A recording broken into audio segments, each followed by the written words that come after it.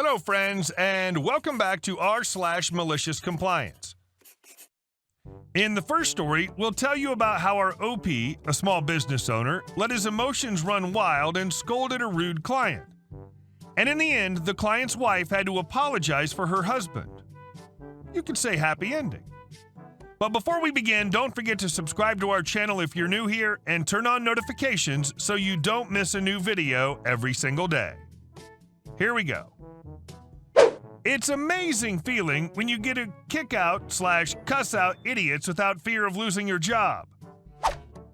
So I currently run a small family business, mostly for contractors, electrical supplies, but sometimes a random homeowner will find his way here. It's a sleepy small town in Florida. This just happened, and unfortunately it's quite common when the snowbirds are in season. OM is old man, Z is me. Z: Hello, sir. What can I help you with? I need some trailer switches. What do you mean by trailer switches, sir? You know, switches for a trailer. They don't have a switch on them. You just push them. Do you mean Decora switches, sir? Are they rectangle-shaped? I don't know what the damn things are called, smart butt. So how am I supposed to sell you something if you don't know what you need? And why do you have to get mean and cuss me? I tell you what, just leave. Why don't you just show me all the switches you have and let me pick? Leave, sir. Well, you're a dumb F. And you're one rude B-turd. I'm sorry I can't read your mind and know what you're talking about. Next time, know what the F it is you want when you go to a parts house, you crotchety old F. Get the F out! OM tries to slam the door as he leaves. At this point, it's on one of those arms that controls the speed, and he damn near knocked himself out with it. I yelled, "Be careful, you effer!" as he got into his truck, started it revving the engine all crazy once it was started, and peeled off out of the parking lot and down the road. It was quite comical to me when his wife came in today apologizing profusely and telling me how he has a short fuse and has done this to more than one business in the area. I helped her and asked her to tell him I was sorry for kicking him out and cussing him, but I only treated him the way I was treated. She agreed and told me, "Good for you. Not enough people stand up for themselves anymore." And our second story. My grandfather wants what is mine. My dad has a huge piece of land. He had a house in the middle and a lot of land to raise animals or harvest, which, due to problems he had, ended up in the name of my grandmother and grandfather, his parents. My dad allowed them to live there for many years until my grandparents were a certain age and their health did not let them. They both went to the city, about 3 hours away, to live with one of their daughters, my dad's sister and my aunt. My dad had many sisters. He was the only man, and one of them had given him problems, let's call him Viper Aunt, in the past regarding the land, and more than once they heard her say that the land was from my grandfather and not from my dad. My dad's always made sure to keep her in her place. Since he was being the only man among many sisters, he imposed respect among them and my grandparents. After my grandparents went to live in the city, and since no one lived on the land, my father tried to sell the land. For that, my grandparents, in accordance with the law, gave him a power to act on his behalf. This power was given in accordance with the law. They had to go through a medical examination where the doctor established that both had the necessary mental stability to grant this type of power. My dad tried to sell it but never found buyers a few years ago. My grandmother had an accident. My Viper Aunt had something to do with this accident. My dad never forgave her, but that's another story. My grandmother did not receive oxygen in her brain for several minutes, and when she finally arrived at the hospital, she fell into a coma. My dad, afraid of what might happen if his mom died, the power would no longer work, and he was afraid that his sister, the Viper Aunt, would not sign anything. He did what he considered ideal. With the power, he put the land into my name. I had to sign several papers, but everything could be done, again according to law.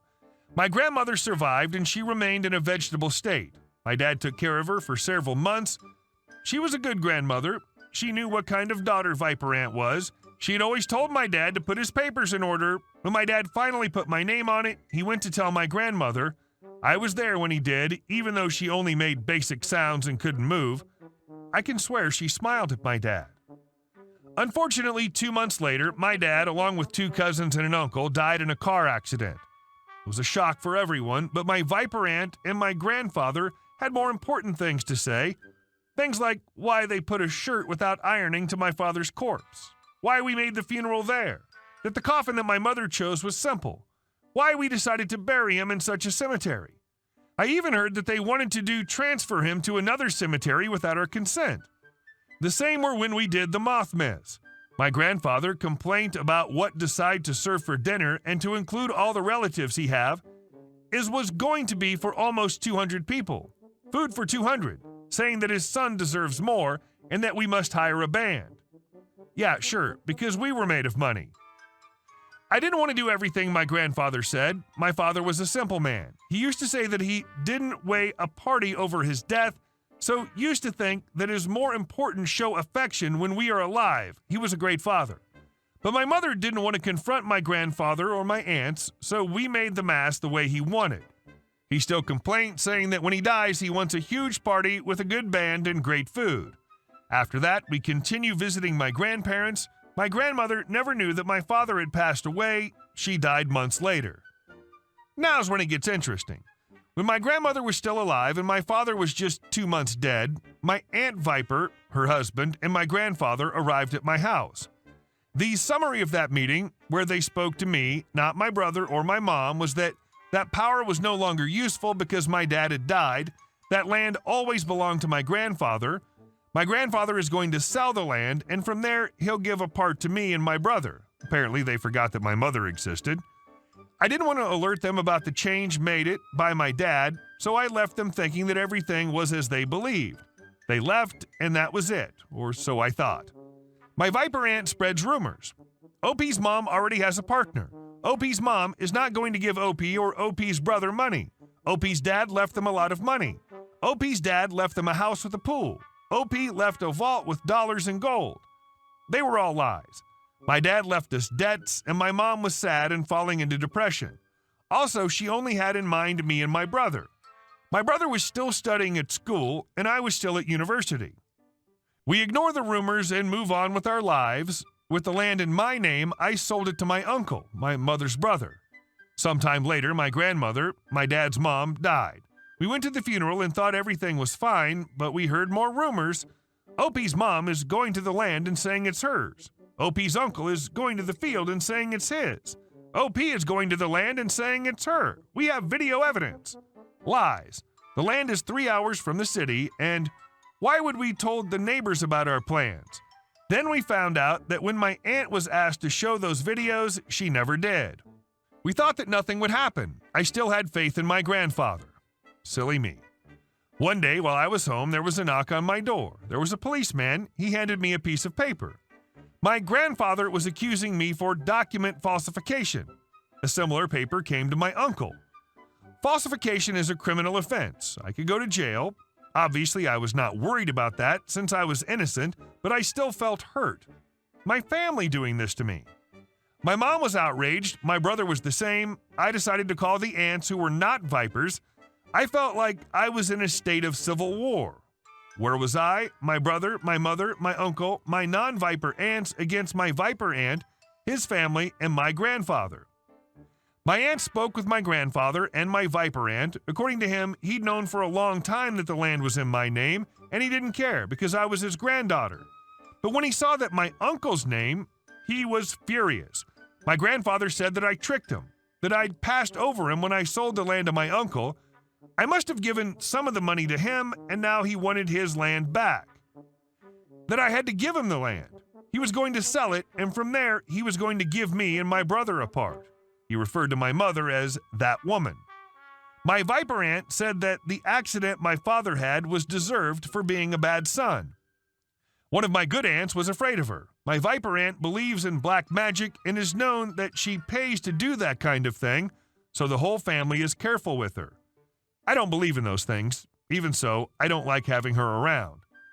Well, we hired a lawyer, and he took the 3-hour trip to see the papers. My grandfather had accused me of falsifying the medical certificate where the doctor authorized him to give power to my father, and he was asking for a repair of just over $600,000. We were surprised. The lawyer was the same. I'd never approached that certificate. It was my dad who made the papers for that power, and they're all legitimate. They tried to blackmail me with the complaint. They believe that something my dad bought is theirs, and they have the audacity to speak things bad about my mom and spread rumors. The lawyer said I could file a defamation suit, but I don't want any more family problems. My Viper aunt still says that I should be paying for my grandfather's medicine. He has heart problems due to his age, he's 83, and want to pay a surgery in a private clinic. Because he can't go to a public hospital, he deserves more. The case is still pending, and due to coronavirus, the entire system has been paralyzed. It's been a long time since we spoke to my Viper aunt or to my grandfather, and I hope it stays that way. I'm sorry to say, but I truly hope that karma hits them hard. And I mean really hard. And our next story. Stealing my gas? I'll ruin your pickup. I'm not sure if this would be considered revenge, but I'll put it here anyway. I live in a small town with a lot of bad neighbors. There's been a lot of problems with this particular neighbor, but we're always nice to them anyway. And I thought he was stealing gas from gas jugs, but I wasn't sure. So one day I had an empty 5-gallon gas jug and filled it with water and let it sit. The next day the neighbor came over and asked for a ride because his pickup wouldn't start. I looked at it a little and asked if there was gas in it. He said there should be about 5 gallons in there. I told him I can give him a ride once, but not any more than that. I gave him a ride and later found my empty gas jug. It's been over 3 years now, and that pickup still isn't running. He didn't notice the lack of aroma when he poured it. What a goose. And our last story. Help me get rid of my hiccups. When I, now 30-year-old female, was about 18, my family and I were all hanging around the living room after dinner. My dad suddenly got a pretty bad case of the hiccups and, like any dad would, turned to me and my little sister and said, "Quick, someone scare me." My little sister, of course, jumped up and yelled, "Boo!" in a silly voice, but of course that did nothing since he was expecting it. That's when I looked my father dead in the eyes and flatly said, "I'm pregnant." His face suddenly turned serious as he held my gaze. "That's not funny," he said. I shrugged. "No, but I bet your hiccups are gone." They were. Best part is that I was a very by-the-book, straight-laced kid in high school who didn't party, drink, do drugs, or even date due to a lot of religious reasons I held very tightly at the time. I was an extremely awkward tomboy who read excessively, watched anime, collected swords, played Halo, poorly, and was considered one of the guys in my circle of friends. So the fact that this would even remotely scare my dad was insanely ironic. Ooh, I felt that cold rush that must have swept across the room the moment you said it. Perfect execution. Hey guys, thank you all for watching the video. I'll see you in the next one.